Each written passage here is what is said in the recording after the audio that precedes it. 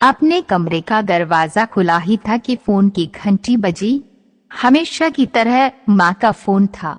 मैंने बैग को एक कोने में रखा और कुर्सी पर बैठ गई, एक हाथ में फोन लेकर। थोड़ा सोचा, फिर हिम्मत बटोर कर फोन उठाया। उधर से माँ की आवाज आई, माँ बेटा आ गई दफ्तर से। मैं आयशा भी थोड़ी देर पहले ही दाखिल हुई कमरे में। आप सुनाए माँ डैश। अच्छा सुन, आज कुछ लड़कों की रिक्वेस्ट आए है तेरी मैट्रिमोनियल प्रोफाइल पर, उसको जरा देख लेना। और कुछ बायोडेटा भी भेजे है पापा ने, उसमें तस्वीरें भी है, वो भी देख लेना। अब तो ये सब सुनना मेरे लिए लाजमी हो गया था।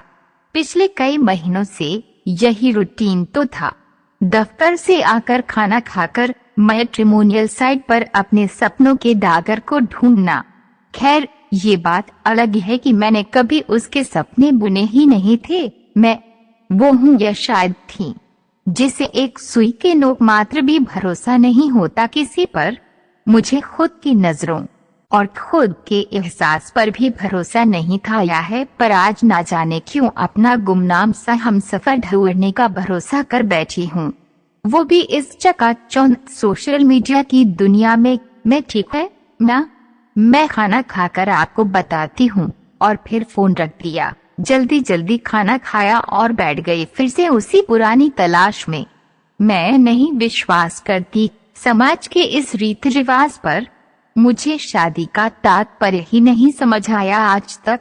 माँ पापा तो कहते हैं शादी नहीं करेगी तो दुनिया वाले क्या बोलेंगे, बस यहीं पर रुक जाती है। ये नहीं बताते कि क्या बोलेंगे दुनिया वाले और क्यों बोलेंगे। शायद जैसे हम बचपन से पढ़ाई करते हैं और डिग्री लेते हैं, वैसे ही शादी भी एक डिग्री है जिसका आपकी जिंदगी में शामिल होना जरूरी होता हो। ये सारी तर्क वितर्क सोचकर ही मैंने शादी करने के लिए हामी भरी थी। घर वाले बड़े शुक्रवार गुजार थे मेरे इस फैसले से। उन्होंने भी सोचा होगा एक मसला तो सुलझ गया। फिर आई बात अरेंज्ड मैरिज की।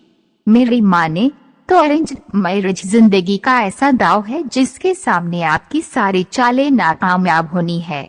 ये दो शख्स के बीच में ऐसी खामोशी का रिश्ता होता है जिसे अग्नि को साक्षी मानकर जोड़ दिया जाता है और सैकड़ों रिश्तेदार इस खामोश से गुमनाम रिश्ते के गवाह बन जाते हैं। गुमनाम तो ये सिर्फ उन दो शख्स के लिए होता है, बाकी सब के लिए तो ये एक पवित्र रिश्ता पति पत्नी का होता है। पर फिर भी अपने इस रूढ़िवादी सोच को दरकिनार करके मैं कुछ प्रोफाइल्स देखने लगी। कुछ एक्सेप्ट किए तो कुछ रिजेक्ट। ऐसे 2 से 3 शख्स की प्रोफाइल देखने के बाद मैं थक गई। रोज तो यही होता था मेरे साथ।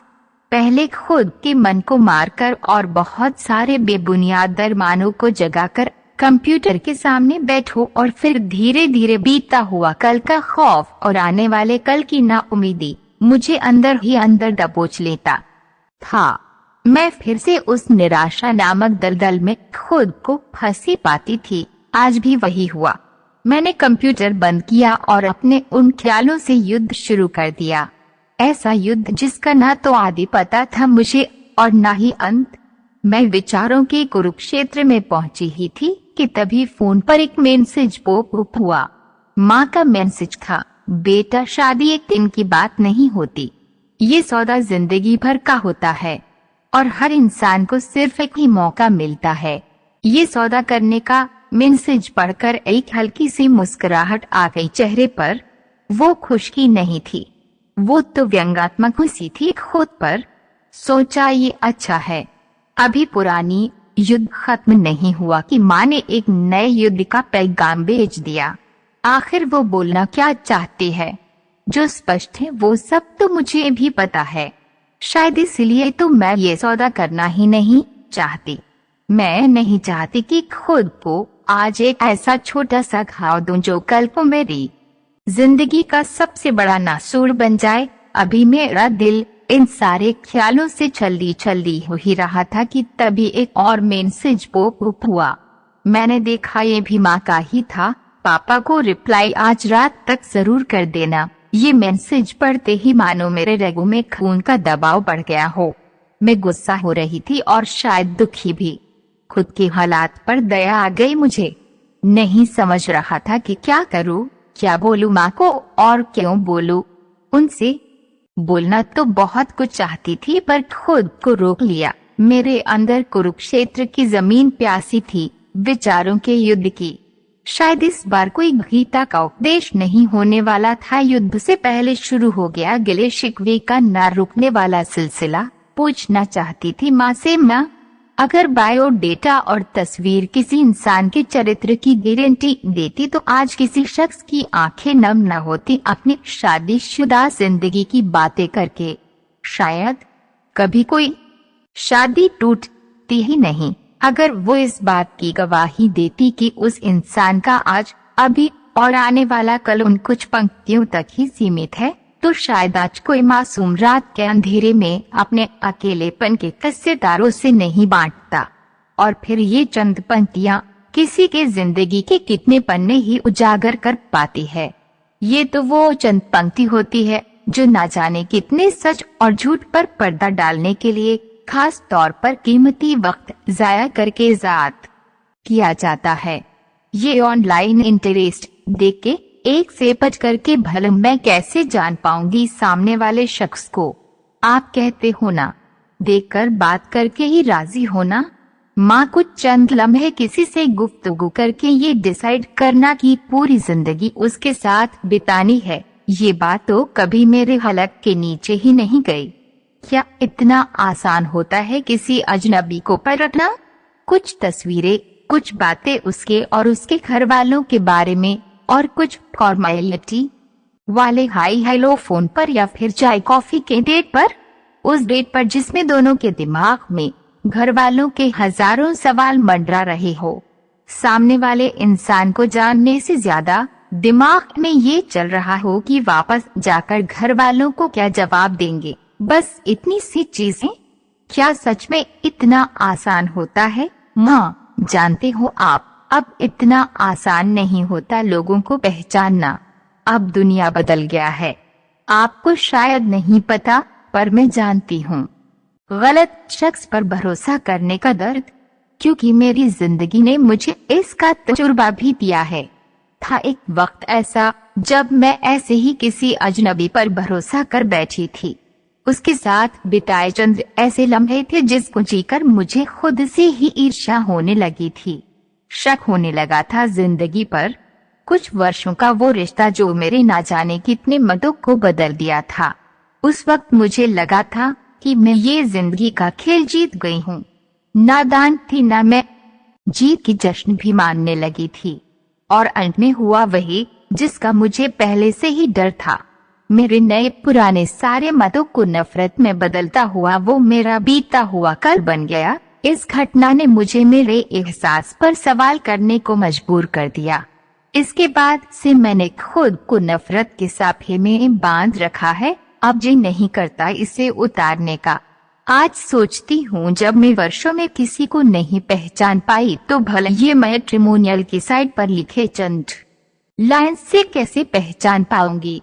कभी कभी तो किसी को समझने के लिए पूरी एक जिंदगी भी कम पड़ जाती है। फिर मैं कैसे फोन पर किए चंद बातों से उसे समझ पाऊंगी। नहीं समझ आ रहा मुझे कुछ। माँ ये सारे ख्यालों के द्वंद में मैं ये तो भूल ही गई कि मैं फिर से वही पुराना नफरत का साफा उड़ रही जिसे चंद हफ्ते पहले ही तो उतारा था।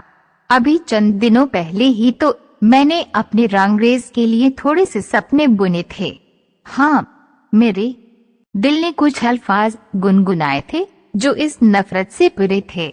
शायद दिल का एक कोना बच गया था जो इस नफरत की आग के चपेट में नहीं आया था। उसने ही गुहार लगाई थी, वो ही पल के बिछाई बैठी थी। इस नाउम्मीदी में भी उसने उम्मीद की किरण ढूंढ ली थी और अब उसकी दलीलें शुरू हो गई। कुछ इस तरह से तुम्हारा कल तो दरवाजे पर दस्तक दे रहा और तुम हो जो इस साफे को लपटे उसको करीब आने ही नहीं दे रही।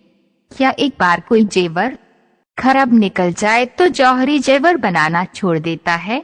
ये नफरत तुम्हारी फितरत नहीं, मैं खुद ही बट गई थी दो मत में। नहीं पता कौन सही कौन गलत, पर इतना एहसास हो रहा था कि इस नफरत के साफे में अब मेरा दम भी घुटने लगा था। मैंने खुद को बोला बस अब और नहीं, और कोई द्वंद नहीं, अब बंद करना होगा इस युद्ध को। निर्णय ले लिया था मेरे दिल ने।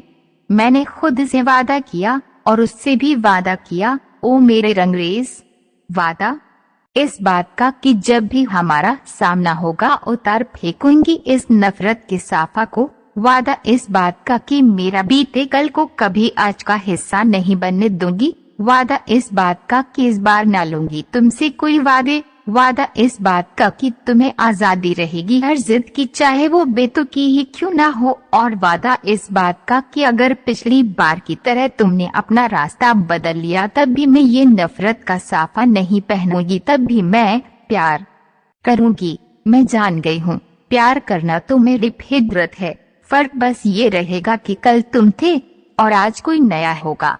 मैं जान चुकी हूँ कि हमें किसी इंसान से प्यार नहीं होता बल्कि प्यार के एहसास से प्यार होता है। फिर किसी के आने जाने से मैं क्यों इस एहसास में घाटा या इजाफा करूँ। जब तक चलेगी सांस तब तक करूँगी प्यार।